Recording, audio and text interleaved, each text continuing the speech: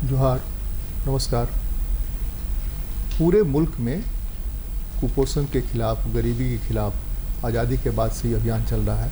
शायद आज़ादी के पहले से भी अभियान चलता रहा हो, लेकिन आज़ादी के बाद के दशकों में जैसे जैसे दशक गुजरते गए वैसे उसकी गंभीरता लोगों ने महसूस की और अभियान को तेज़ किया जाता रहा। उसके बावजूद कुपोषण में जिस रफ्तार में कमी आनी चाहिए थी उस रफ्तार में कमी नहीं आई। दरअसल कुपोषण के बहुत सारे फैक्टर हैं, सब फैक्टर को देखा नहीं जाता है। किसी को लगता है खाना खिला देने से बात बन जाएगी, किसी को लगता है कि कुछ और कर देने से बात बन जाएगी, एनर्जी फूड दे देने से बात बन जाएगी। दरअसल पानी अगर साफ़ नहीं मिल रहा है, उसके माता पिता ही कुपोषित रहे हैं, इतने सारे फैक्टर उसके साथ जुड़े हुए हैं कि जब तक सबका ये मूल्यांकन नहीं होगा, सबको मिला जुला करके कुपोषण ठीक करने की दिशा में आगे बढ़ने का प्रयास नहीं होगा, तब तक बात बहुत बन नहीं रही है। जो भारत के 5 राज्य हैं सबसे ज़्यादा कुपोषित, उसमें झारखंड भी एक है। झारखंड के बारे में कहा भी जाता है कि झारखंड सबसे धनी राज्य है, लेकिन सबसे गरीब और सबसे ज़्यादा कुपोषित भी है। आज समाज कल्याण विभाग के पदाधिकारी, यूनिसेफ के पदाधिकारी हमारे साथ हैं, वर्ल्ड बैंक के कंसल्टेंट हैं, जिनसे हम बात करेंगे कि क्या कारण है कि कुपोषण को जिस रफ्तार में कम होना चाहिए था उस रफ्तार में कम नहीं हो रहा है, और एक साल जो कोरोना में गुजरे उसकी वजह से कुपोषण को दुरुस्त करने में या कुपोषण के बढ़ने में क्या प्रभाव पड़ा। हमारे साथ है बात करने के लिए कंचन सिंह है, जो सहायक कल्याण निदेशक हैं। स्वागत है आपका। हमारे साथ है श्वेता भारती, जो जिला समाज कल्याण पदाधिकारी हैं, आपका भी स्वागत है। हमारे साथ है नीना शर्मा, जो वर्ल्ड बैंक की कंसल्टेंट हैं इसी विभाग में, आपका भी स्वागत है। प्रीतु मिश्रा है हमारे साथ, यूनिसेफ में जो पोषण विशेषज्ञ हैं, आप सबका स्वागत है। सबको नमस्कार, सबको जोहार। आप एक्सपर्ट हैं तो आप ही से मैं शुरू करूं। जो माल न्यूट्रिशन है, यूनिसेफ की जो कोशिश चल रही है, आप लोगों के पास जो रिपोर्ट्स है, मेरे पास जो रिपोर्ट है वो अच्छी नहीं है। आप ही लोगों की रिपोर्ट है, NFS 4 की रिपोर्ट जो है या 5 की जो थोड़ी बहुत रिपोर्ट आई है, या इसके अलावा जो हेल्थ डिपार्टमेंट वगैरह की रिपोर्ट्स है, वो रिपोर्ट बहुत सुकून देने वाला नहीं है। तो आप लोग यूनिसेफ की तरफ से जो हस्तक्षेप कर रहे हैं उसमें क्या कर रहे हैं और रिजल्ट क्या आ रहा है? रफ्तार बढ़ाने के क्या रास्ते हो सकते हैं? जी, जैसा कि आपने कहा कि जो कुपोषण है वो हर किसी को इफ़ेक्ट कर रहा है। ऐसा भी नहीं कि सिर्फ ग्रामीण क्षेत्र में है, पर अर्बन इलाके या जो शहरी इलाके हैं उनमें भी है। यूनिसेफ बहुत क्लोजली गवर्नमेंट ऑफ झारखंड के साथ, महिला बाल विकास विभाग के साथ, स्वास्थ्य विभाग के साथ और दूसरे विभागों के साथ मिलके कन्वर्जेंस में काम कर रहा है। और जो सबसे ज़्यादा फोकस है हमारा वो नवजात शिशु, जो छोटे बच्चे हैं, जो गर्भवती और धात्री माताएं हैं, और साथ ही साथ किशोरियों पे फोकस करने की ज़रूरत है। जैसे कि हम जानते हैं जो कुपोषण होता है वो एक कुचक्र के भाव में चलता है।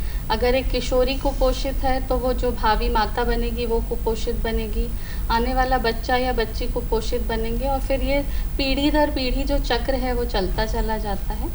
तो हमारी कोशिश है सरकार के साथ मिलके कि अलग अलग उम्र के हिसाब से जो प्रोग्राम्स की ज़रूरत है उनका जो सुचारू रूप से इम्प्लीमेंटेशन है, एकदम फील्ड लेवल तक वो अच्छे से चले। इनमें कुछ प्रोग्राम्स पे सबसे ज़्यादा हमारा फोकस होता है। पहले जैसे कि जो बच्चे जन्म लेते हैं उनका 1 घंटे के अंदर ही स्तनपान शुरू हो जाना बहुत बहुत ज़रूरी होता है। और ये इसके बाद जैसे ही बच्चा कम से कम 6 महीने तक सिर्फ़ और सिर्फ माँ का दूध मिले। ये जानना ज़रूरी है कि जब हम बोलते हैं कि माँ का दूध मिले तो पानी भी 6 महीने तक हमें नहीं पिलाना चाहिए, और 6 माह के बाद पूरक पोषण की शुरुआत हो जानी चाहिए। और बच्चों को उम्र जैसे जैसे बढ़ता जाए वैसे वैसे खाने पीने की शुरुआत धीरे धीरे करनी चाहिए। इन बात का ध्यान रखें कि बहुत ही पतला खाना ना खिलाएं, बट अर्ध ठोस या गाढ़ा खाएं। छोटा बच्चा वो अच्छे से पचा सकता अगर हम उसको मसल के दें। साथ ही साथ जो आंगनवाड़ी की सेवाएं हैं उनका हम लाभ उठाएं, लेकिन सबसे ज़्यादा ज़रूरी है कि जो माता पिता हैं, जो समुदाय हैं, उनका पूरा साथ मिलके जो एफ़र्ट है वो बहुत ज़रूरी है बच्चे को पोषित रखने में। क्योंकि हमें ये भी कोशिश करनी है कि बच्चा कुपोषित ना रहे और जो पोषित है वो पोषित ही आगे चलता रहे, ताकि और फिर जो प्रोग्राम्स हैं स्कूल के माध्यम से। आगे हम आपसे बात करेंगे। ये चक्र रोकने की बात पर सब लोग काम कर रहे हैं, ये साइकिल रुके कैसे, उसमें यूनिसेफ ने क्या तय किया है, उसी के साथ जुड़ा रहेगा दूसरा चीज़ कि स्टेक होल्डर कौन कौन है, कौन कौन से फैक्टर हैं, कौन कौन से तत्व हैं जिसकी वजह से कुपोषण को रफ्तार नहीं मिल पा रहा है, इस पर बात करेंगे। अभी नीना शर्मा साहब हमारे साथ हैं, ये जो वर्ल्ड बैंक की कंसल्टेंट हैं समाज कल्याण विभाग में। आप बताइए कि आपका जो अपना अनुभव रहा है, जो भी साल आपने गुजारे, इस बीच में रफ्तार में कुछ तेजी आई, चीज़ें डेवलप हो रही हैं और आपके हस्तक्षेप से कुछ बात बनी क्या? एक बार पुनः सभी को नमस्कार। जो विगत कई वर्षों से जो प्रयास चल रहे हैं, निसंदेह इसमें सुधार है, पर आंकड़ों की जब हम बात करेंगे तो NFHS 4 का आंकड़ा हमारे पास है। NFHS 5 का आंकड़ा अगर आ जाता है तो वो एक परिणाम को बताएगा, क्योंकि इस तरह के जो बड़े पैमाने पे किए गए न्यूट्रल सर्वे होते हैं वो 2, 3 और 4 में जो गैप है वो गैप कम हुआ है कंपैरेटिवली, बहुत कंपैरेटिवली, उसको वो नजरअंदाज भी किया जा सकता है जी। NFHS 3 और NFHS 4 के बीच में जो एक पूरे डिकेड के बीच में जो रफ्तार होना चाहिए, रफ्तार है, वो रफ्तार उस हिसाब से कहे कि उतना सिग्निफिकेंट नहीं है जितना होना चाहिए था। पर अब जो रिज़ल्ट सामने आने वाले हैं, हम सभी उम्मीद कर रहे हैं कि उसमें कुछ सुधार होगा, क्योंकि तो वो परिलक्षित हो रहा होगा ना। अभी तो आप दिख रहा होगा कि हाँ कुछ सुधार हुआ, जो आप बता रही हैं कि 5 में आ जाएगा। तो 5 में चमत्कार तो नहीं होगा, आप जो देख रही हैं जो हो रहा है उसी के हिसाब से लगेगा ना कि हाँ 5 में कुछ जो फर्स्ट हैंड इंफॉर्मेशन होता है, जो डिपार्टमेंट के पास है, जो फील्ड विजिट के ऑब्जर्वेशन से आता है, या जो लोगों के बातचीत या छोटे मोटे केस स्टडी निकालने के टाइम से आता है, तो एक बात तो निसंदेह है कि पोषण अभियान के आने के बाद लोगों में जागरूकता बढ़ी है, और छोटे छोटे सर्वे जो टाइम टू टाइम होते रहते हैं डिपार्टमेंट की ओर से, चीज़ें जो निकाली जाती है, जो रिपोर्ट्स आते हैं, उससे ये समझ में आता है कि आप इम्पैक्ट लेवल इंडिकेटर तो हम नहीं कह सकते, पर जो आउटपुट और इमीडिएट आउटकम्स लेवल इंडिकेटर है, उसमें ये तो समझ में बहुत अच्छे से आ रहा है कि लोगों की जानकारी निसंदेह बढ़ी है, पर वो प्रैक्टिस में कितना परिलक्षित होता है और उसके बाद इम्पैक्ट में क्या होता है, वो तो कोई सर्वे का रिजल्ट ही बता पाएगा। और हम उम्मीद कर रहे हैं कि NFHS 5 में कुछ सिग्निफिकेंट रिजल्ट्स सामने आ सकते हैं। पर इन टर्म्स ऑफ जो सर्विसेज लेने की बात आई है, डिमांड साइड से है, वो बढ़ा है। पोषण अभियान में आप लगातार जान रहे होंगे कि जन आंदोलन के माध्यम से मैसिव हर फोरम को जोड़ने की कोशिश की गई है। जैसे पंचायत सेंट्रिक अप्रोच रखा गया है, हर वैसे प्लेटफॉर्म, जैसे SHG का प्लेटफॉर्म, महिलाओं का प्लेटफॉर्म है, हर ऐसे प्लेटफॉर्म को जोड़ने की कोशिश की गई है। बड़े मास में प्रधानमंत्री ने भी आह्वान किया है कि पोषण अकेले एक ICDS डिपार्टमेंट का नहीं हो सकता है, तो इस पर कन्वर्जेंस का भी बड़ा रोल है। तो सभी डिपार्टमेंट मिल के आए, तो 2 चीज़ें तो मैं कह सकती हूँ, एक तो डिमांड बढ़ा है, दूसरा कि लोगों की जानकारी लोगों में बढ़ी है। अगर मैं कहूँ कि हैंड वॉशिंग का प्रैक्टिस की बात करें, या ब्रेस्ट फीडिंग प्रैक्टिस की बात करें, या ऐसा भी है कि ग्रोथ मॉनिटरिंग जैसे कम होता था और आज लोग अपने बच्चों को लेके जाते हैं, तो in terms of demand and practice बढ़ा है। पर आउटकम लेवल इंडिकेटर्स में इस वक्त अभी कुछ कहना थोड़ा सा होगा, अनलेस एंड अनटिल कोई रिजल्ट आ जाए सामने। राजधानी की जिला आप संभाल रही हैं श्वेता जी, एक उप राजधानी संभाल करके आई हैं, अब नई राजधानी संभाल रही हैं। आप बताइए, आपने जो प्रैक्टिस में जो अपना ऑब्जर्व किया है आपने, उसमें क्या लगता है आपको? जी, फिर से एक बार नमस्कार। इसमें जैसा कि पोषण अभियान की बात करें हम, जब से ये इस तरह की शुरुआत की गई है तो बहुत सारे परिवर्तन दिखते हैं। जैसा कि जागरूकता बहुत अधिक बढ़ा है अभी लोगों में। हम लोगों ने उसको जन आंदोलन का रूप दे करके इस जो कार्यक्रम है उसको हम लोग एकदम जो अंतिम व्यक्ति हैं उन तक पहुंचाने का प्रयास किए हैं और कर रहे हैं। और जैसा पैरामीटर में तो आप नहीं बता सकते कितना, लेकिन अब जब गांव में जाएंगे या लोगों से मिलेंगे, या महिलाएं हैं, बच्चे हैं, तो परिवर्तन दिखता है। ये पोषण के प्रति लोगों की जागरूकता बहुत बढ़ी है। जैसे हैंड वॉशिंग करना है, और जो हरी पत्तेदार साग सब्जी जो हमारे लिए लोकल फूड जो अवेलेबल हैं वो उसको यूज़ करना है। अभी हाल के दिनों में हम लोगों ने न्यूट्री गार्डन का भी एक कॉन्सेप्ट इसमें शुरुआत किया गया है कि जो आंगनबाड़ी केंद्र में जो भी ज़मीन है बगल में छोटा सा भी, तो उसमें सेविकाएं कुछ जो हरी साग सब्जी, पत्तेदार सब्जी ये ज़रूर लगाएं। जो बच्चों का जो पोषाहार बनता है उसमें उसको यूज़ करें। तो खाने पीने के संबंध में, हाइजीन के संबंध में बहुत सारा परिवर्तन दिखता है फील्ड में। एक साल जो आपका कोरोना का रहा, उस कोरोना में नहीं लगता है कि आपको सेटबैक भी हुआ? जी, निस्संदेह इसमें प्रभावित तो बहुत ज़्यादा हुआ है, लेकिन यहाँ हम लोगों ने ये इसको ब्रेक नहीं किया है। जैसे कोरोना में हमारा आंगनबाड़ी केंद्र बंद था, फिर भी हम लोगों ने बच्चे का जो पोषाहार होता है उनके घर तक पहुँचाया। घर घर जाकर के काउंसलिंग की गई हमारे स्टाफ के द्वारा, खुद हम लोगों के द्वारा, कि अगर आप घर में भी बच्चे हैं, बाहर नहीं जा रहे हैं, आंगनबाड़ी नहीं आ रहे हैं, तो आपको इतनी इतनी देर पे कैसे बच्चे को खिलाना चाहिए, साफ़ सफाई का क्या ध्यान रखना चाहिए। टीकाकरण जारी रहा है। आंगनबाड़ी केंद्र में जिस दिन टीकाकरण होता है उस दिन महिलाओं को बुलाया जाता है। जो कोरोना का हमारा SOP है उसको फॉलो करते हुए और इस तरह की सेवाएं दी जा रही है। प्रभावित निसंदेह हुआ है, लेकिन हम लोगों ने प्रयास किया है कि ये इसका दुष्प्रभाव कम से कम हो। आमीन, हम भी यही कहेंगे। आप तो जिला भी संभाल चुकी हैं और निदेशालय में हैं, तो क्या नया एफर्ट क्या चल रहा है जिससे कि कुपोषण को रोका जा सके? देखिए, जैसे पहले आपने भी कहा कि कुपोषण सिर्फ गरीबी से नहीं है, या कि सिर्फ कम खाने की वजह से नहीं है, या कि सिर्फ साफ सफाई से नहीं है। इसी पर बात नहीं होती कि क्या क्या फैक्टर है जिस फैक्टर की वजह से सारे फैक्टर को कैसे ठीक करें। हाँ, तो इसीलिए जैसा कि अन्य वक्ताओं ने भी बताया कि ये इंटर डिपार्टमेंटल कन्वर्जेंस के साथ एक नई दृष्टि से कुपोषण को देखा जाए, इसके लिए सरकार का ये नया अप्रोच आया है, जो पिछले दिनों में हमने पोषण अभियान के रूप में देखा है। और अब हम इसको पोषण 2 के रूप में, 2.0 के रूप में हम इसको आगे ले जा रहे हैं। और इसमें एक नया अप्रोच जो हमारे मतलब हमारी सनातन संस्कृति में भी वो अप्रोच रहा हुआ है। हम जानते हैं, हमारे शास्त्रों में लिखा है अन्नमय कोश, जैसा हम अन्न खाते हैं हमारा शरीर वैसा ही बनता है।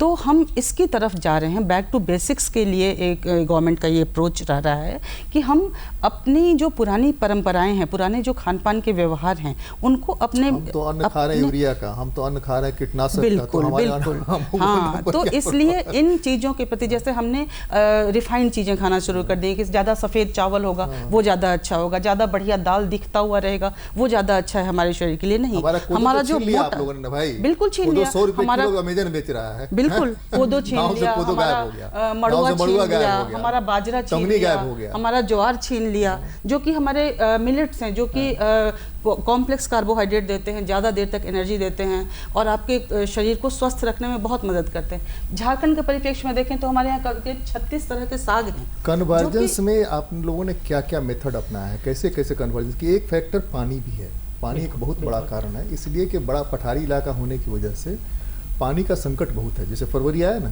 फरवरी खत्म हुआ, अब संकट शुरू हो गया है पानी का। यहाँ तक कि शहर में शुरू हो गया। शहर में आज विज्ञापन देखा कि आप ये मंगा सकते हैं, टैंकर मंगा सकते हैं, ये नंबर पर कॉल करिए, टैंकर मंगा लीजिए। तो गांव की क्या स्थिति होगी हम अंदाज कर सकते हैं। और पानी एक बहुत बड़ा फैक्टर है कि पानी अगर स्वच्छ नहीं मिलेगा तो उसको पोषण युक्त कितना हो भोजन कराइए, वर्म्स जो है उसका क्या करेगा नहीं करेगा। तो ये PHED डिपार्टमेंट के साथ जो कन्वर्जेंस की आप बात कर रहे हैं, हम ये जानना चाहते हैं, दर्शकों को बताना चाहते हैं कि कन्वर्जेंस से ये पानी का मामला जो है खाने में, और जैसे अब ये प्रीतु मिश्रा ने कहा कि भाई सैनिटाइज करने में या साफ़ सफाई रखने में बहुत ज़्यादा प्रगति हुई है।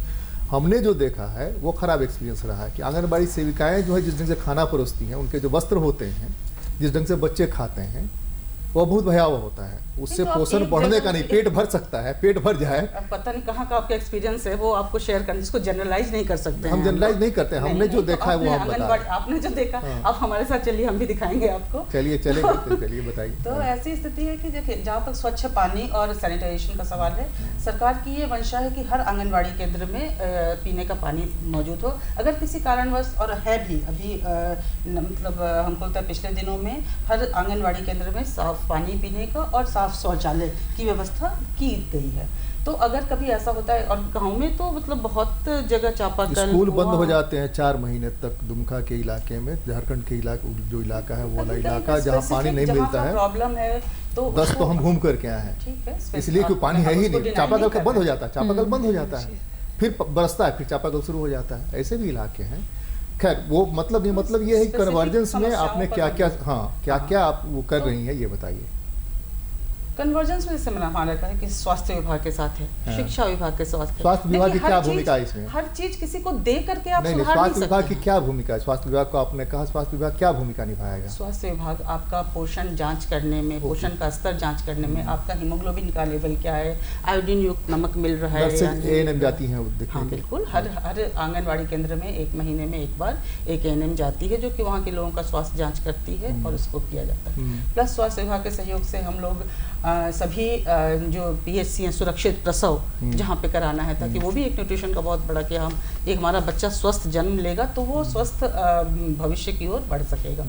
तो इस तरह का, और फिर आपका एजुकेशन के साथ है, क्योंकि हम हर चीज़ सर्विसेज दे करके, पहुंचा करके लोगों तक ही हम ये नहीं एक्सपेक्ट कर सकते हैं कि चीज़ें बदल जाएंगी। उनके बिहेवियर में जब तक हम चेंज नहीं लाएं, जब तक उनकी जागरूकता का स्तर नहीं बढ़ाएंगे, समस्या का समाधान नहीं होगा।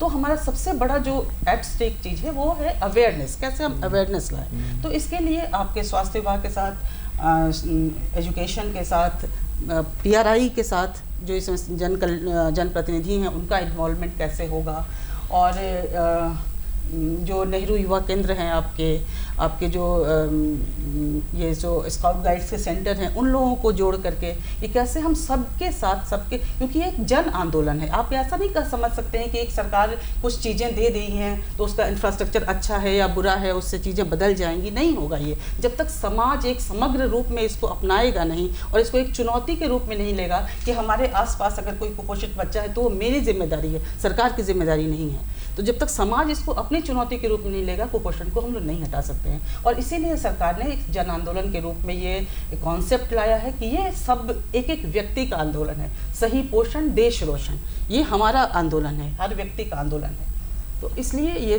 प्रीतु जी, ये आपने भी अनुभव किया होगा कि ब्लॉक्स में आंगनबाड़ी केंद्रों पर बहुत सारे नारे लिखे हुए रहते हैं। जैसे आप सब लोग आंदोलन की बात करते हैं, सरकार क्रांति की बात करती है, सरकार कोई क्रांति नहीं करती, सरकार आंदोलन नहीं करती, आंदोलन जनता करती है, जनता के हिसाब से वो चलता है। तो जनता की तरफ जो उठा हुआ आंदोलन, वो आंदोलन होता है। लेकिन पढ़ने के बावजूद लोग वहाँ पूछते हैं कि यहाँ सीओ का कार्यालय कहाँ है। छोड़ दिए पोषण की बात, माने हमारा पढ़ना ये है कि हम पढ़ने को भूलते नहीं है, समझते नहीं है। मूल ये है कि हमारी आंगनबाड़ी सेविकाएं जो पहला स्टॉक होल्डर हम मान सकते हैं, जिनसे कि बच्चों का कम से कम पेट तो भरता है, वहाँ से वो बेहतर, और वहाँ पर पानी पीने की अच्छी व्यवस्था हो, जहाँ खिलाएं वो जगह साफ सुथरा हो। ये 3 चीज़ जो है कोरोना की वजह से देश ही पिछड़ गया, पूरा बहुत सारे मामलों में देश पिछड़ गया, दौड़ने की कोशिश कर रहा है। उन सब स्थितियों से अब निकल रहे हैं, उबर रहे हैं हम।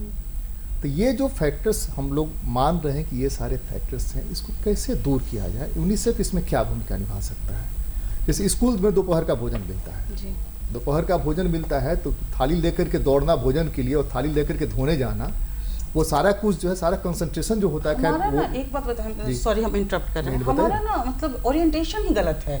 हम क्या दे रहे हैं, सरकार क्या दे रही है, हम इस पर चर्चा क्यों करें? हम क्या कर रहे हैं, हमको क्या करना चाहिए, इस पर हम चर्चा क्यों नहीं करें? करने पर ही बात है। जब तक वो बात नहीं करेंगे ये है, तब तक बदलेगा कैसे? बिना है के बदलेगा कैसे? मतलब सरकार ठीक है, चलिए आप बताइए क्या की बात किया जाए, वही आप बताइए। जैसे आप एक आज की बात बताते हैं, आज सुबह हम मोराबादी गए थे घूमने, और आप जाते होंगे अगर मोराबादी, आप देखते होंगे सभी अच्छे लोग वहाँ पे जाते हैं, सभी, इसीलिए हम नहीं जाते।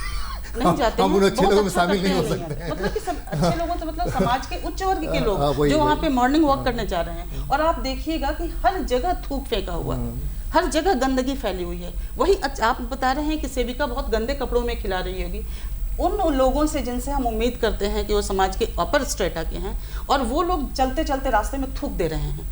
ये क्या कुपोषण का बढ़ाएगा? नहीं। ये क्या बीमारियों को नहीं बढ़ाएगा? ये क्या हमारी इम्यूनिटी को खत्म नहीं करेगा?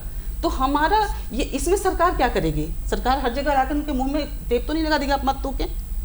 यहीं पे काम करता है जन आंदोलन का रूप जो हम बताना चाह रहे हैं। यहीं पे अवेयरनेस काम करता है कि हम उनको कहें कि नहीं ये गलत बात है। वो तो पढ़े लिखे हैं, जानकार हैं, फिर भी वो गलती करते हैं। मैं भी कह रहा हूँ कि ब्लॉग पर नारे लिखते हैं, पढ़े लिखे हैं, पढ़े लिखे लोग ये सारा गड़बड़ गड़बड़ी तो वहाँ से हो रही। हम ये कह रहे हैं, हम ये नहीं कहना है कि आंगनबाड़ी सेविका गंदे कपड़ों में रहती है, हम ये कह रहे हैं कि वो फील नहीं करती है कि हम खुद साफ सुथरा रहेंगे, उसके फील करना, तब वो बच्चा साफ सुथरा, उसकी माँ जो है साफ सुथरा, वो उसका बच्चा साफ सुथरा है। ये फैक्टर्स जो है, वो फैक्टर्स को कैसे ठीक किया जाए, यूनिसेफ इसमें, वर्ल्ड बैंक क्या भूमिका निभाएगा, कैसे निभा रहा है? जैसा कि आपने कहा 1 साल से अभी आंगनवाड़ी केंद्र बंद हैं, लेकिन अच्छी बात ये है कि जैसे कि गवर्नमेंट ऑफ झारखंड ने अनाउंस किया कि 1 अप्रैल से अब आंगनवाड़ी केंद्र खुलेंगे। हाँ, अभी तो शायद 1000 दिन मनाएंगे भी, जी। मुख्यमंत्री की जो तो घोषणा हुई कि 1000। ये एक नई अपॉर्चुनिटी हाँ। हमें मिली है कि जो त्रुटियां पहले थी हम उनको सुधार बिल्कुल, के नए बिल्कुल, जोश और नए उमंग के साथ सारे प्रोग्राम्स को समग्रता के साथ लेके बच्चों के साथ आगे बढ़े। कुछ पॉइंट्स जिनमें यूनिसेफ का सबसे ज़्यादा फोकस होता है। अब देखिए ना, हमारे पास जो फैक्टर ये है, आंकड़े हैं 47.8% बच्चे जो है वो कम वजन वाले बच्चे हैं। ये सब आंकड़े हम नहीं गिनाना चाह रहे थे, और ये तमाम प्रयास के बावजूद, इसलिए कि उसके माता पिता को नहीं पता है कि वम्स है उसके पेट में, वह भी उसको पोषण नहीं लेने दे रहा है। बिल्कुल। तो वो जो नहीं मालूम होगा उसको, तब तक ये चलता रहेगा। तो ये जो आपने शुरू में कहा कि साइकिल को कैसे ब्रेक करें, तो ब्रेक करने पर ये जो नया ऑप्शन, ये अपॉर्चुनिटी मिली है, उसको ब्रेक करने पर बात करिए, कैसे ब्रेक करें। देखिए, ब्रेक करने के लिए सबसे पहले जैसा कि कुचक्र में है कि हर उम्र का तो एक कंचन रोल जी है। और ये क्या नाम है, नीना शर्मा ने बताया कि कन्वर्जन की जो बात हुई, एक अच्छी बात है। कन्वर्जन शुरू होगा तो उससे बात बनने लगेगी, धीरे धीरे रफ्तार थोड़ी तेज होगी। जी, आप बताएं। पर साथ ही साथ बहुत ज़रूरी है कि हम क्या एफर्ट्स ले रहे हैं घर परिवार लेवल पर। बिल्कुल बिल्कुल बिल्कुल। जैसे कि अगर हम अभिभावक हैं, माता पिता हैं, तो अगर केंद्र से, आंगनवाड़ी से टेक होम राशन मिला है तो बच्चे को खिलाने की जिम्मेदारी तो माता पिता की और घर के बड़े बुजुर्गों की है, समुदाय की है। और अगर हम झारखंड की बात करें तो ये सबसे बड़ी एक चिंताजनक बात है कि जो हमारे बच्चे हैं उनको सही रूप में, जितनी मात्रा में खाना मिलना चाहिए, जितनी विविधता में खाना मिलना चाहिए और जितनी बारंबारता या जितनी बार बार खाना मिलना चाहिए, उसमें अभी भी बहुत सुधार लाने की ज़रूरत है। हम लोग पिताओं को और घर के लोगों को शामिल कर रहे हैं इसमें। बिल्कुल। और हर उम्र, हर व्यक्ति का इम्पोर्टेंस है इसमें। माता पिता, दादा दादी, सबकी ज़रूरत है। और ये इंश्योर करना बहुत ज़रूरी है कि उस बच्चे को बार बार खाना मिले, क्योंकि जो बच्चे होते हैं उनका पेट छोटा होता है। हम बड़े 3 बार खाना खा लेते हैं, लेकिन बच्चों को बारंबारता की ज़रूरत होती है, विविधता की ज़रूरत होती है।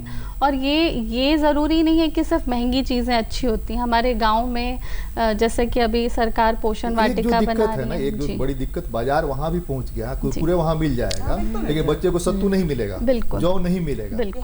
आपको जौ रांची में मिल जाएगा, लेकिन वहाँ गांव में नहीं मिलेगा। ये संकट जो तो है, ये जानकारी भी बताना बहुत ज़रूरी है। माता पिता को सक्षम बनाना बहुत ज़रूरी है कि मेरे घर में जो भी घर का बना खाना है वो मेरे बच्चे के लिए सबसे बेहतर है।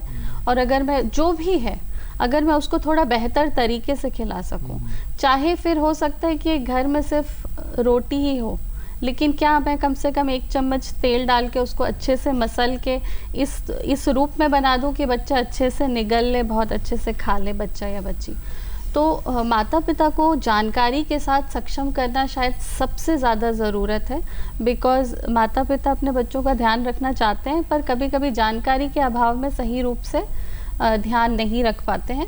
छोटी चीज़ है, जैसे अगर 6 माह तक दूध ही पिलाना है तो इसके लिए हमें कोई अत्यधिक रिसोर्सेज की ज़रूरत नहीं है। सिर्फ और सिर्फ माता को दूध आएगा कैसे? माँ जो है, माँ दूध की आप बात कर रही हैं, माँ खुद कुपोषित है जी, उसको दूध कितना उतरेगा कि बच्चे का पेट भर सके? ये भी एक सवाल है ना। एक माँ को प्राकृतिक रूप से बच्चे के पेट भरने लायक पर्याप्त दूध हो जाता है। कुपोषित है तब भी ये ईश्वर की देन है। ये ईश्वर की देन है। बच्चा, हम करते हैं क्या कि बच्चा को हम दूध नहीं पिलाते हैं कि हमको दूध नहीं उतर रहा है, और इसलिए हम दूध पिलाना छोड़ देते हैं, तो धीरे धीरे वो दूध जो बन रहा है वो भी खत्म हो जाता है। ये साइंटिफिकली प्रूवन है कि अगर बच्चे को हम जितनी ज़्यादा बार दूध पिलाने की कोशिश करेंगे, उतनी ज़्यादा बार चूँकि हार्मोनल सेक्रेशन होगा और उतनी ज़्यादा मात्रा में दूध बनेगा माँ को।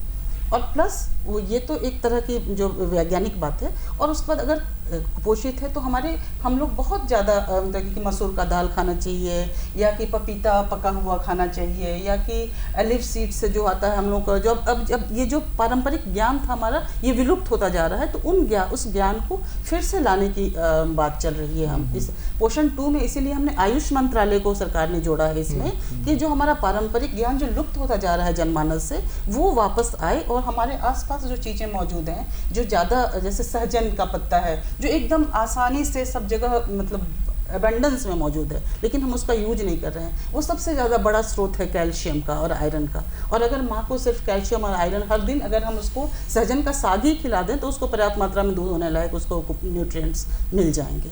तो इसलिए ये बहुत बड़ा भ्रम है, आपके माध्यम से, इस मंच के माध्यम से समाज में फैले इस भ्रम को भी हम दूर करने में अपनी भूमिका निभाना चाहेंगे कि माँ अगर बीमार भी है, अगर कुपोषित भी है, तभी भी अगर वो बार बार पिलाने की इच्छा से बच्चे को अपनी छाती से लगाएगी तो उसको छाती में दूध उतर आएगा। ये ईश्वर का ऐसा नैसर्गिक वरदान स्त्री को मिला हुआ है जो किसी को भी नहीं है। पर साथ ही साथ ज़रूरी है कि वो माता का भी ध्यान रखा जाए।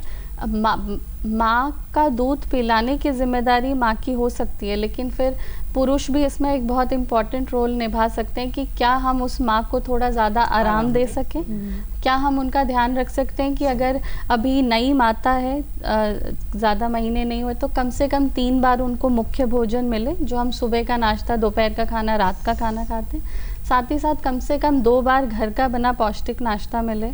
वो माता को कम से कम 2-3 घंटे दिन में आराम मिले, रात को नींद अच्छी आए, क्योंकि जो रात को स्तनपान कराया जाता है वो सबसे ज़्यादा ज़रूरी होता है छोटे बच्चों के लिए, नवजात शिशु के लिए। क्योंकि नवजात शिशु रात को अगर हमने दूध पिलाए, फिर सुबह तक बहुत लंबा टाइम हो जाता है जब बच्चे को दूध नहीं मिलता, और ये भी एक बहुत बड़ा कारण है। तो माँ का दूध भले माँ पिलाए, लेकिन पूरे परिवार की जिम्मेदारी है कि हम उस माँ को कैसे और ज़्यादा सक्षम करें और ज़्यादा आराम दें। पहली बार जो माता बनती है उनके मन में भी कई सारे ख्याल होते हैं, तो उन त्रुटियों को हटाना भी ज़रूरी है। और उन माँ का पोषण बहुत ज़रूरी है, क्योंकि माँ का पोषण स्वस्थ होगा तो बच्चे को भी पोषण मिलेगा। आमतौर पर ये विषय नहीं है, लेकिन चूंकि आपने कहा माँ पर, माएँ आमतौर पर जो बचा कुचा खाना है वही खाती है। बिल्कुल। गांव में थोड़ा ज़्यादा है, शहरों में जो लोग काम करने लगी हैं वहाँ बढ़ा है, लेकिन वहाँ भी अनुपात यही है, बहुत कम का फर्क पड़ा है कि माँ सबसे बाद में खाएगी, जो बचा कुचा होगा गरीबी के हिसाब से, लेकिन इसमें बीच में हम कुछ कहना चाहेंगे। जरूर हमारे आपके पास सब पहुँच रहे हैं, हमने सिर्फ ऐसे ही कहा, आप लोग चिढ़िए नहीं उससे। आप लोग अपनी बात रखिए। नीना जी, एक तो आपने बताया कि IT इनिशिएटिव इसको ठीक करने में, तो IT इनिशिएटिव क्या है इसमें? सर, अभी जितनी भी बातें हम कर रहे थे पोषण के बारे में, एक सबसे बड़ा मैं समझती हूँ कि अवेयरनेस के साथ या प्रोग्राम, जो जितने प्रोग्राम हम लाते हैं, जैसे मैम ने बताया कि आयुष को हम जोड़ रहे हैं, प्रीतु जी ने बताया कि कैसे फैमिली का इन्वॉल्वमेंट होगा, सिर्फ मदर फोकस ही नहीं हो सकती है। तो इसमें पोषण अभियान आने के बाद से ICDS प्रोग्राम में पहली बार IT इनिशिएटिव को बहुत मतलब जोरदार पुख्ता तरीके से लागू किया गया। इसका जो मुख्य वजह था ये कि एटलीस्ट हमें ये पता चले कि कौन सा बच्चा पोषित है, कौन सा कुपोषित है, और अगर वो कुपोषित है तो वो किस स्तर पे है। तो अप्रोप्रिएट डिसीजन लेने के लिए कि किसके लिए क्या इंटरवेंशन हो सकते हैं, किसको किस वक्त क्या चीज़ जरूरत है, और किसको कैसे रोका जा सकता है, उसका रेंज क्या है। तो इससे लिए सबसे ज़रूरी था कि हम डेटा, हमारे पास डेटा होना चाहिए। अगर आप प्रोग्राम में मॉडिफिकेशन चाहते हो या डिसीजन लेना चाहते हो, तो भाई हमें ये समझ, जो डिसीजन मेकर है, कुछ तो प्रोग्राम डिलीवर करते हैं डायरेक्ट, कुछ डिसीजन मेकर है, तो वो रियल टाइम समय पे देख सके कि डेटा। इस वजह से पोषण जब शुरुआत हुई 2018 में, तो ICDS कैश एक सॉफ्टवेयर मोबाइल बेस्ड ऐप लाया गया, जिसमें हम एक इंडिविजुअल बच्चे को भी ट्रैक कर सकते थे। पोषण 2 में उस सॉफ्टवेयर को थोड़े मॉडिफिकेशन के साथ लॉन्च किया है इस फाइनेंशियल ईयर में, उसको पोषण ट्रैकर नाम दिया गया है। पोषण ट्रैकर में वो मोबाइल बेस्ड है। ये ऐप हर स्मार्टफोन के प्ले स्टोर से डाउनलोड किया जा सकता है। हर आंगनवाड़ी वर्कर को अपने इस पे डाउनलोड करना है, और उसमें जिस तरह हम मैनुअल तरीके से सर्वे करते थे और अपने रजिस्टर में सारा बेनिफिशियरी को रखते थे और सर्विस, किसको क्या सर्विस मिलना है, वो अब ये ऐप करेगा। पर वो मैनुअल रजिस्टर से और इसमें ये फ़र्क होगा कि जैसे डेटा इसमें पंच होगा वो डैशबोर्ड पे आएगा। तो अगर आप उसके ऊपर जाएं, अगर डिस्ट्रिक्ट एडमिनिस्ट्रेशन में डीसी और डीएसडब्ल्यू देखना चाहते हैं कि उनके ज़िले का पोषण का स्तर क्या है, तो वो देख पाएंगे, क्विक डिसीजन ले पाएंगे। अगर मिनिस्ट्री में बैठे लोग देखना चाहें तो इस पूरे आईटी बेस्ड इनिशिएटिव को इसलिए लाया गया ताकि हम रियल टाइम पे कोई डिसीजन ले सके। जब तक डेटा नहीं होता, क्योंकि एक आंकड़ा एक बच्चे की कहानी बयान ये करता जो है। इनिशिएटिव आपने शुरू किया, तो अभी क्या पोजीशन है, कितना आंकड़ा आपके पास आया कि डीएसडब्ल्यू चाहे तो बैठ करके यहीं पर देख लें, डायरेक्टर चाहे तो बैठ करके देख लें और उसके हिसाब से सिर्फ कैश में तो जब आईसीडीएस कैश आपने सुना होगा, जब वो पिछले पोषण अभियान जब शुरू हुआ था 2018 में लॉन्च किया गया था, तो झारखंड में वो सिर्फ 7 जिले में ही चलाया गया था और उसके अच्छे परिणाम थे। पर अभी जो पोषण ट्रैकर थोड़े मॉडिफिकेशन के साथ लाया जा रहा है, वो रिसेंटली लॉन्च हुआ है। 31 मार्च तक उसमें डेटा को एंट्री करनी है, पंच करना है जो आपके बेनिफिशियरी हैं। तो बहुत शीघ्र ही ये पता चलेगा कि कैसे किस कैटेगरी के कौन बेनिफिशियरी है, किसको क्या सर्विसेज मिलेगा। और उसमें बहुत सारे फीचर थे, जैसे कि आपको अगर किसी के यहाँ नवजात बच्चा हुआ है और आंगनवाड़ी को होम विजिट में जाना है, तो उस पे उसको रिमाइंडर भी आता है। अच्छा। कि तो इस तरह के फीचर उनके एक तो उद्देश्य था कि आप रियल टाइम पे ये डेटा देख सके, डिसीजन करता वो डिसीजन ले सके कि अगर इस आंगनवाड़ी कैचमेंट एरिया में प्रॉब्लम चल रहा है, बच्चे लगातार कुपोषण में गिर रहे हैं, तो क्या है, तो वो स्पेसिफिक स्ट्रैटेजी बना सके। दूसरी बात ये कि जो जैसे इन्होंने बोला कि सप्लीमेंट्री आहार मिल रहा है कि नहीं, वो लोगों तक पहुंच रहा है कि नहीं, उसको भी इसमें जोड़ा गया है। साथ ही साथ अगर आप इसका दूसरा पहलू देखें तो इसमें आंगनवाड़ी रुक दीजिए, दोनों परेशान हैं कि एक आप ही को मौका मिल रहा है। बोले आंगनवाड़ी वर्कर के बर्डन को भी कम किया जाए। जो वो 11-12 रजिस्टर पेन से लिखती थी, अब क्या है कि उसको एक बार पंच कर देने के बाद में वो डेटा हर लेवल पे दिखा। आईटी ओरिएंटेशन उनका होगा उतना तब ना सर, वो ट्रेनिंग चल रही है। श्वेता जी, आप कुछ कह रही थी। जी, उसमें जैसा आपने बताया कि बच्चा खुचा या खाती है, लेकिन हाल के दिनों में ये बहुत परिवर्तन आया है। खुदा करें।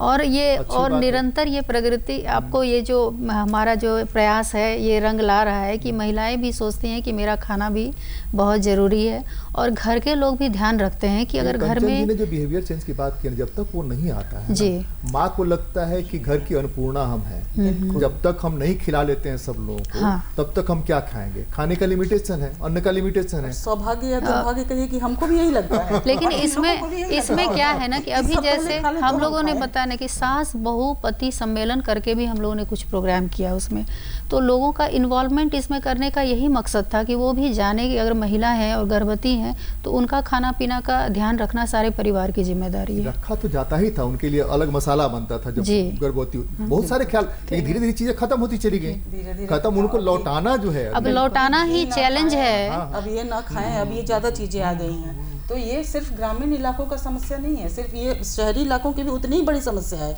हमारी आजकल की नई माएँ जो मतलब कि अच्छे घरों की हैं, संपन्न घरों की हैं, वो भी उतनी ही एनीमिक और कुपोषण कर। अभी तो घी खिलाना है, अब तो छोटे बच्चों को भी खाने में 1 चम्मच घी जरूर देना रहता है। एक अमीरी के कारण कुपोषण है और एक गरीबी के कारण कुपोषण है। दोनों में का एक ही है, एक ही नहीं, अज्ञान नहीं, वहाँ तो ज्यादा ज्ञान है इसलिए अज्ञान था, वहाँ ज्यादा ज्ञान है इसलिए यहाँ गम ज्ञान है इसलिए।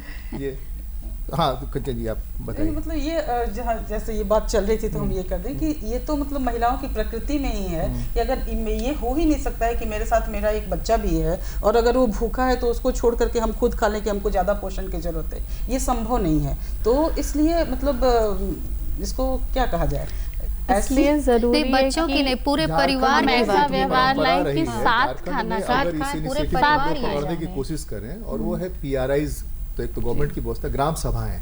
बिल्कुल, अब ग्राम सभाएं भूमिका नहीं निभाती हैं, कभी निभाती थी। जो हमने पोषण के मामले में बताया कि एक अमीरी के चलते वो गड़बड़ है और एक गरीबी के चलते गड़बड़ है। तो अगर PRI को अकाउंटेबल बनाया जाए, हमको लगता है ग्राम सभा के साथ साथ अकाउंटेबल बनाया जाए कि ये करना है, तो लगता है कि हमको थोड़ी बात बनेगी। अगर ये अकाउंटेबल है तो बहुत सारे मामलों में ये बहुत सही बात आप बता रहे हैं ये चीज, और ये हो रहा है, में भी उनको अकाउंटेबल बनाइए। आप देखिए ये अभी हो भी रहा है, हो रहा है वो, क्योंकि हर स्तर पर अज्ञानता है, हर स्तर पर जागरूकता की कमी है। हम ऐसा नहीं कर सकते हैं उस घर के जो पिता हैं, जो बच्चे का पिता है, जो उसका ससुर है, जो उसके माँ बाप हैं, सभी को जागरूकता की जरूरत है कि ऐसा हो सकता है। सिर्फ ये नहीं कि हम बाजार से अच्छी चीजें लाएं, फल सब्जी लाएं बढ़िया बढ़िया, तो ही नहीं, हम अपने घर में जो बथुआ होता है उसको भी, हमारे झारखंड में तो बहुत समृद्ध परंपरा है जो हम लोग माड़ साग खाते हैं, ये बहुत समृद्ध परंपरा है। इसमें मतलब कुछ भी आपको अलग से करने की ज़रूरत नहीं है। सूखा हुआ साग माड़ में डाल करके जो बनाते हैं वो एक ऐसा होलसम डिश है जो आपको कभी कुपोषित नहीं रहने देगा। लेकिन आधुनिकता के चक्कर में हम अपनी परंपराओं को भूलते जा रहे हैं। जैसा कि आपने PRI की बात कही, अभी पोषण अभियान जो चल रहा है हमारा, तो हमारा जो एक शेड्यूल बना होता है उसमें हमारी कोशिश है कि PRI को इन्वॉल्वमेंट हो, और बाकायदा वो शेड्यूल में है कि हम लोग पंचायत वार जा कर के बैठते हैं और सारे PRIs को भी इन्वॉल्व करते हैं। उसमें छोटे बच्चे, महिला, गर्भवती, धात्री सभी लोगों को रखा जाता है, उनसे बातचीत की जाती है, और किस तरह आपको कैसे अपने व्यवहार परिवर्तन, खाना पीना, ये सब का ख्याल रखना है। और जो नवविवाहित जोड़े होते हैं, जो भविष्य में माँ बनेगी, आप दोनों का एक्सपीरियंस ज़्यादा बेहतर हम जानना चाहते हैं कि हम जो कहते हैं वो कम सुनते हैं, उनके बीच का आदमी जब कहता है तो ज़्यादा सुनते हैं। इसीलिए वो ऐसा शेड्यूल रखा जाता है कि उन लोग का इन्वॉल्वमेंट हम लोग कर रहे हैं कि उन लोग बैठ के बताएं, समझाएं, तो ज़्यादा सुनते हैं। ये चीज़ हम लोग कर रहे हैं अभी पोषण अभियान में। PRIs को मैक्सिमम इन्वॉल्वमेंट हम लोग के द्वारा किया जा रहा है, और वो और भी इम्पोर्टेंट भूमिका क्या हम निभा एक दिन सकते जाके हैं। बताएंगे, लेकिन उनको जैसे तो कि समाज में रहना है। कम से कम वो अपने क्षेत्र में इंश्योर करें कि हमारी आंगनवाड़ी खुले टाइम पे, जो पोषाहार मिलना है वो सही टाइम पे मिले। जिन बच्चों का चिन्हांकन होता है कि ये अति गंभीर कुपोषित हैं, उनके लिए कुपोषण उपचार केंद्र होते हैं, पर ज़रूरी नहीं कि हर बार किसी वजह से माता पिता नहीं जा पाते।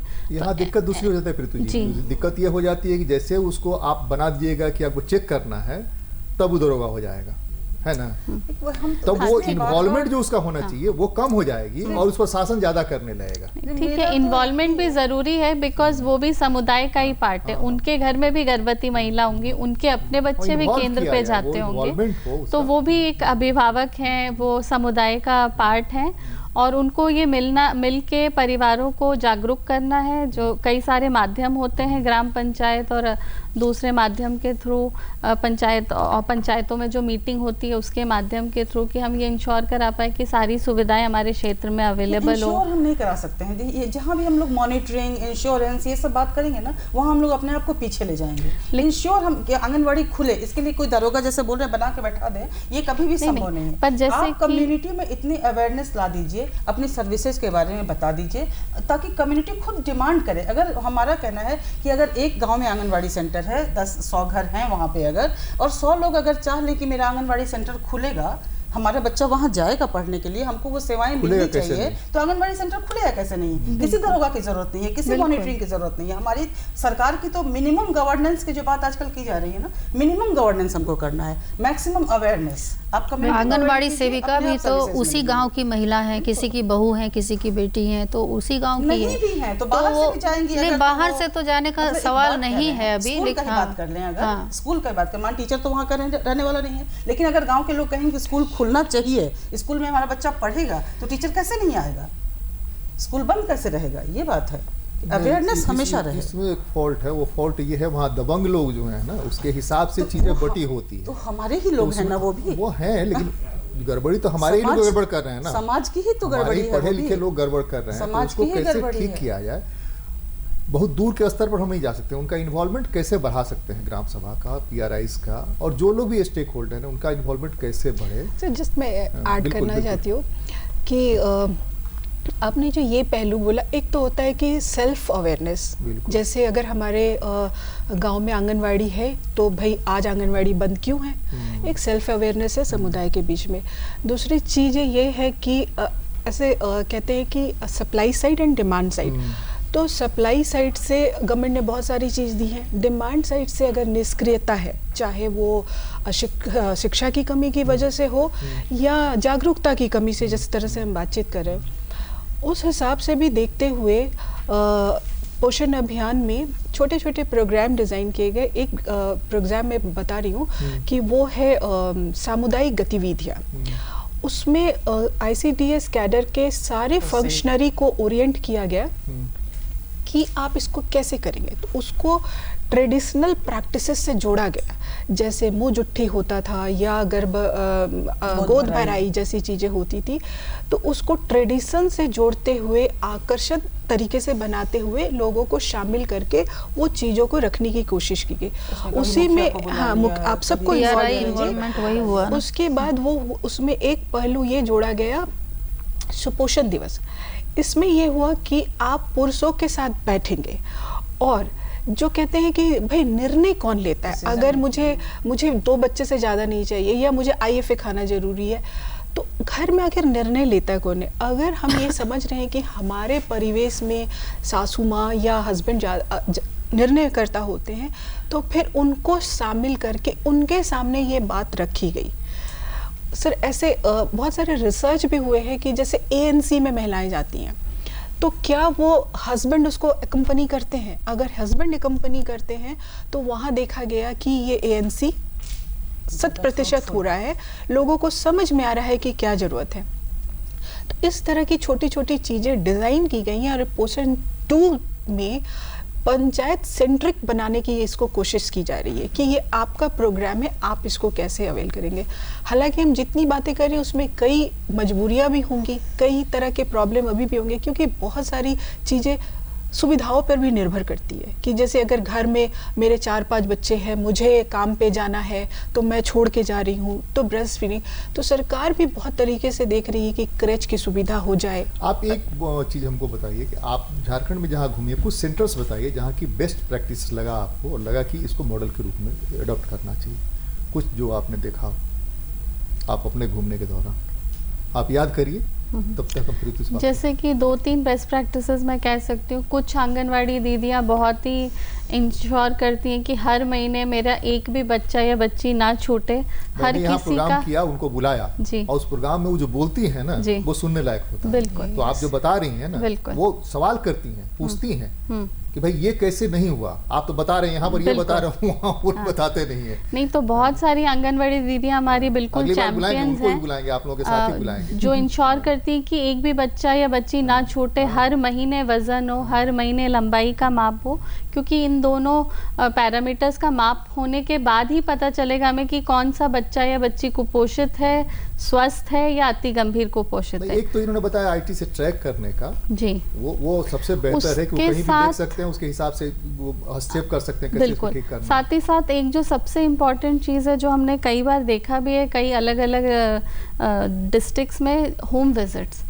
होम विजिट्स में क्या होता है कि एक वर्कर दीदी होती है, वो महिला होती है या माता होती है, पिता होते हैं, परिवार होते हैं, आप 1-to-1 बातचीत करते हैं, आप उस स्पेसिफिक बच्चे के लिए बात करते हैं।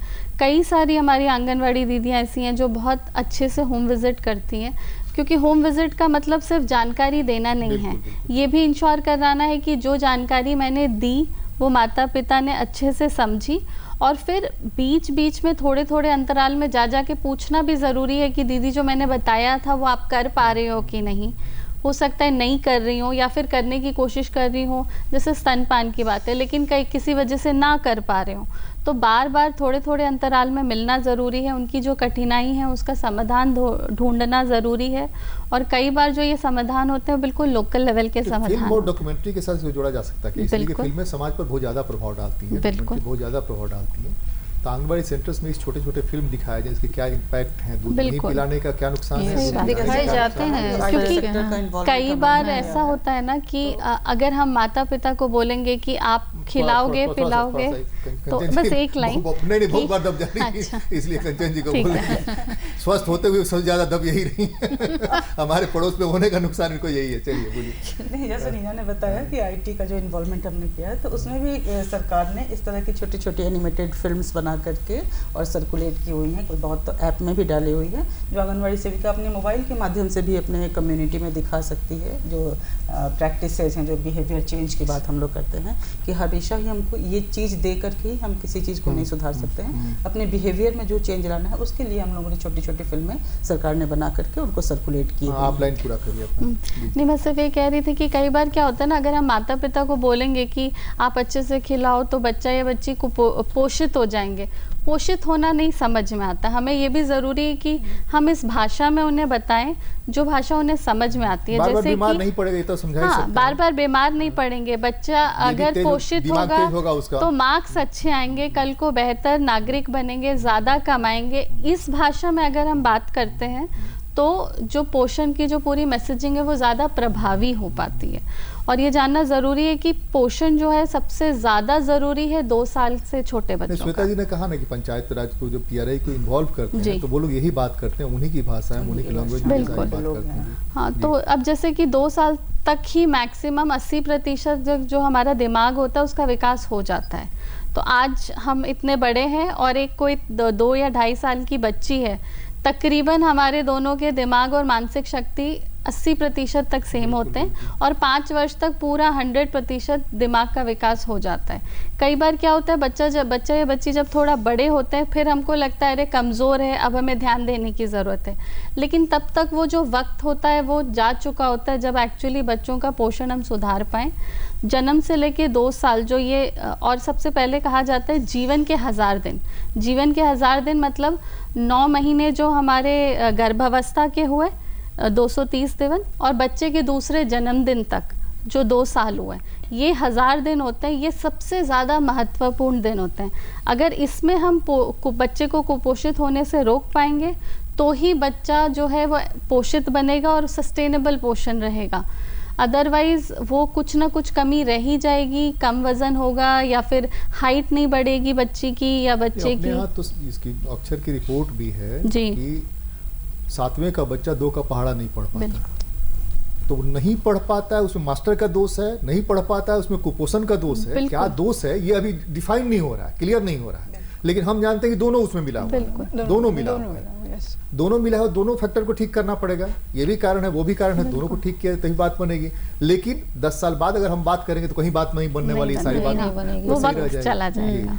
सर मैं इनके कंटिन्यूएशन में ऐड करना चाहती हूँ कि अब आप ही लोग बोलिए, तो अपने से वो हमको कोई दिक्कत नहीं। जैसे होम विजिट की बात आई कि हम होम विजिट जाएंगे, फिर हम परिवार को बताना, उनको अपने से जोड़ना। सर इसमें मैं इसमें एक इंटरवेंशन को मिला करके कहना चाहूँगी कि आपकी आंगनवाड़ी वर्कर कितनी इक्विप है बताने के लिए, समझाने के लिए। तो कई चीज़ें तो होती हैं जो उनको ट्रेनिंग के दौरान बताई जाती हैं। आप किताब में पढ़ते हैं, उनको मैनुअल दिया जाता है, सारा कुछ दिया जाता है, फिर वो जा करके बताती हैं। सिर्फ पोषण अभियान में एक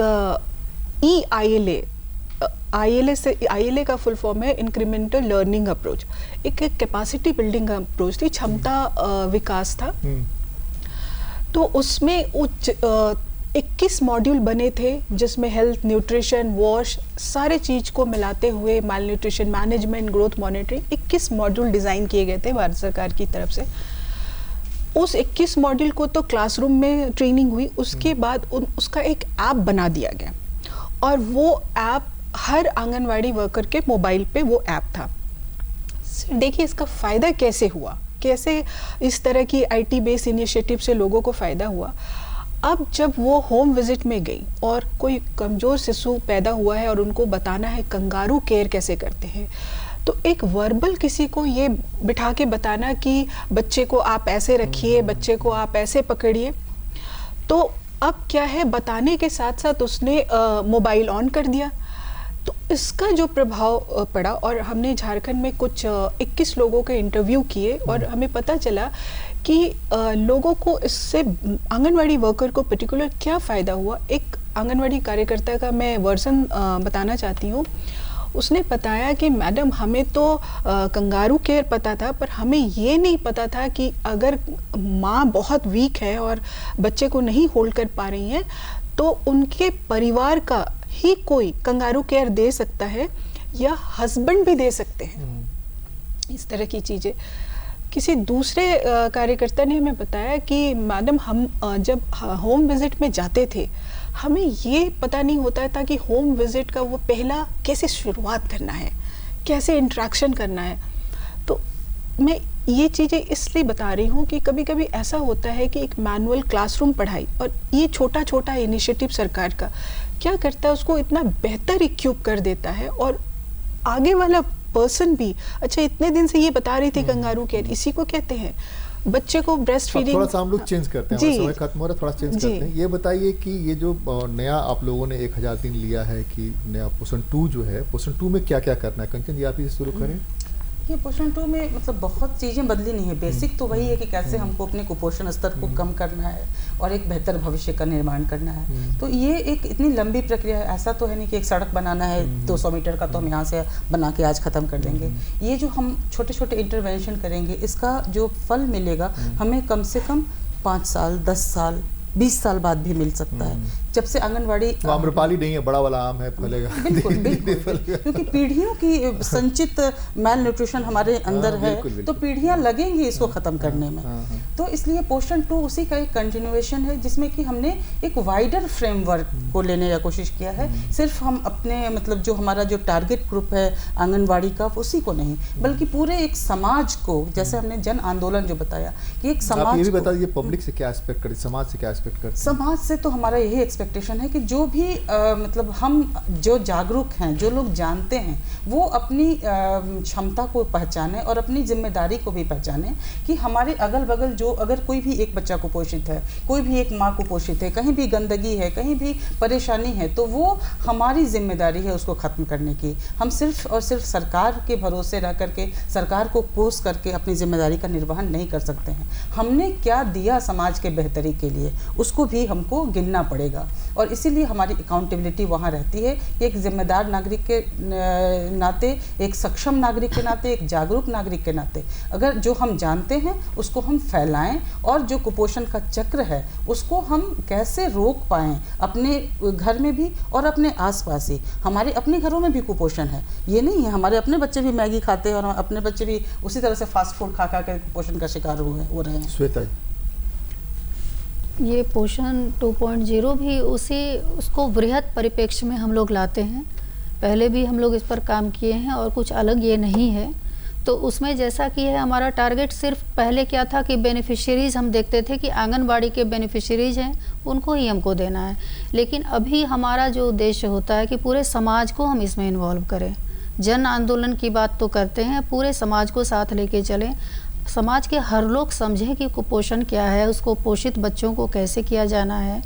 तो सब मिलकर अगर हम लोग प्रयास करेंगे तो आने वाला भविष्य बहुत अच्छा होगा और बच्चे स्वस्थ होंगे। आपने जैसे पूछा कि पोषण 2 में नया क्या है, तो पोषण 2 में बृहद रूप से आयुष डिपार्टमेंट को जोड़ा जा रहा है और दूसरा एग्रीकल्चर के साथ इसको मैसिव प्लान किया जा रहा है। उसमें जो सबसे छोटा भी बेसिक इंटरवेंशन ऑलरेडी शुरू हो चुका है कि हर घर में, हर आंगनवाड़ी केंद्र पे आप न्यूट्री गार्डन के लिए इसके लिए ट्रेनिंग भी दी जा रही है और बीज भी मुहैया कराया जा रहा है। और इसका जो ओरिएंटेशन और जो अवेयरनेस है ये है कि कैसे आपकी अवेलेबिलिटी को सुनिश्चित की जाए, दूसरे डाइट डाइवर्सिफिकेशन को इसमें सुनिश्चित किया जाए लोगों को अवेयर करके। तो एक मैसिव प्रोग्राम ये है। आयुष के साथ जोड़ करके हम पोषण एटलस की बात कर रहे हैं, जो मैम ने शुरू में बताया कि कैसे वो पुरानी चीज़ें जो हमारा खान पान था वो लौट के आए। तो उसके लिए मैनुअल ट्रेनिंग प्लान्स सब कुछ हो रहा है। और वाटर के लिए जो आपने बोला था, जल मिशन के तहत में ये भी कोशिश अभी जारी है कि कैसे टैप वाटर शहरों तक पहुँचे। जी, कुछ और जो कंपोनेंट्स है ये पोषण अभियान के तहत, वो जैसे कि समुदाय की जागरूकता या जन आंदोलन तो एक है, पर कैसे कि हम सिस्टम्स को भी और सुदृढ़ बना सकें, जो इक्विपमेंट्स की ज़रूरत है वो अवेलेबल हो, रिव्यू मीटिंग थोड़े थोड़े अंतराल पे हर लेवल पर होता रहे, ताकि हमें किसी सर्वे का ना वेट करना पड़े कि 5 साल के बाद, बिकॉज सर्वे तो महंगा होता है, 5-6 साल में एक बार हो पाता है, पर धीरे धीरे थोड़े थोड़े अंतराल पर। जिन्होंने बताया जो IT का इन्वॉल्वमेंट हो रहा है, तो उससे तो सर्वे की बहुत जरूरत पड़ेगी नहीं। अब तो टेबल पर आपके सामने चार्ट पूरा का पूरा पड़ा रहेगा। दोनों का अपना महत्व है, वो तो सबको बताने के लिए कि हम कहाँ पहुँचे, वो महत्व है। लेकिन कोई चाहे तो देख सकता है, ठीक करने वाला ठीक कर सकता है, हमारा रास्ता किस तरफ हम बढ़ रहे हैं। बिल्कुल, तो रिव्यू मीटिंग्स और हर लेवल को रिस्पॉन्सिबल बनाना कि हर लेवल के ऑफिसर्स का क्या रोल है, और ये भी जानकारी ज़रूरी है कि पोषण या सुपोषण सुधारना सिर्फ किसी एक विभाग का काम नहीं है। पोषण अभियान के अंतर्गत तकरीबन 14 से 15 विभाग आते हैं, हर किसी की अपनी एक भूमिका है और ये सारी भूमिकाएं सब साथ मिल के आएंगे और ये इंश्योर करेंगे उस हर एक बच्चे या बच्ची को वो मिले, तभी जाके जो पोषण का स्तर है वो सुधरेगा। जैसे सारी नदियां सागर में मिलती हैं जी, वैसे ही सारे विभाग जाकर के कम्युनिटी में पर साथ ही साथ ये भी खाना भी हो जाती है, सागर में मिलके खाना हो जाती है, कम्युनिटी में मिल करके और जागरूकता एकमात्र यही उपाय है। सरकार तो अपना काम करेगी, पर ये जानना जरूरी है कि पोषण हर व्यक्ति की जिम्मेदारी है, मेरी आपकी हर किसी की जिम्मेदारी है। चलिए, सबकी जिम्मेदारी है, सभी अपनी जिम्मेदारी का निर्वहन करें, लेकिन एक बात मान करके चलिए कि आपके इलाके में, आपके घर में कोई कुपोषित है तो आप भी चैन से रहेंगे इसकी गुंजाइश नहीं है, इसलिए कि वो धीरे धीरे आपको भी प्रभावित करेगा किसी न किसी रूप में। इसलिए यह जरूरी है स्वच्छता पर ध्यान रखा जाए, पानी की जो भी अवेलेबिलिटी है, जो भी उपलब्धता है, पानी को स्वच्छ करने के जो परंपरागत तरीके हैं, ये पानी को गर्म करके ठंडा करके छान लिए और छान करके पीजिए, उसके नीचे तलहटी में जो बैठा है उसको छोड़ दीजिए। आंगनबाड़ी में आपको पूरा खाना मिल रहा है, स्कूल में मिड डे मील मिल रहा है कि नहीं मिल रहा है, ये सारी बातों पर आप भी ध्यान दीजिए। समुदाय और पंचायती राज संस्थाओं की भी भूमिका है। आज बीच बहस में इतना ही, अगली बार मिलते हैं, किसी और मुद्दे पर चर्चा करते हैं। नमस्कार, आप सबको बहुत बहुत धन्यवाद।